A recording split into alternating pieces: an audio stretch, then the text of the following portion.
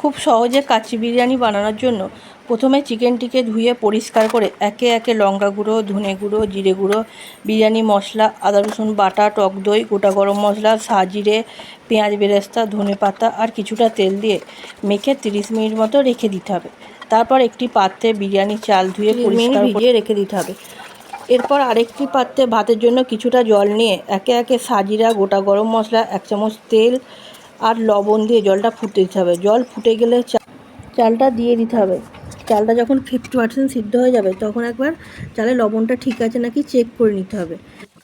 এরপর ভাতে যখন 70% সেদ্ধ হয়ে গেলে আগে থেকে মেখে রাখা চিকেনের ওপর একটু ভাতে গরম জল চিকেনটির ওপর দিয়ে দিতে হবে, যাতে চিকেনটি দমে থাকাকালীন নরম হয়ে যায়। এরপর অল্প কিছু ভাত দেবেন, তার উপর ছড়িয়ে ভেজে রাখা আলু, বেরেস্তা, একটু ঘি ছড়িয়ে একবার একইভাবে আরেকটি লেয়ার দিয়ে দিতে হবে। তার উপর ফুড কালার, ধনেপাতা, পেঁয়াজ বেরেস্তা, একটু ঘি দিয়ে ঢেকে দিতে হবে। এবার গ্যাসের ফ্লেমটা আস্তে করে ডেচকির চারিদিকে বন্ধ করে দিয়ে 30 মিনিট মতো দমে রান্না করতে হবে। দম খুলে ওপরে 1 চামচ জায়ফল, জৈত্রী গুঁড়ো আর একটু ঘি ছড়িয়ে 10 মিনিট ঢাকা রেখে মিলিয়ে নিলে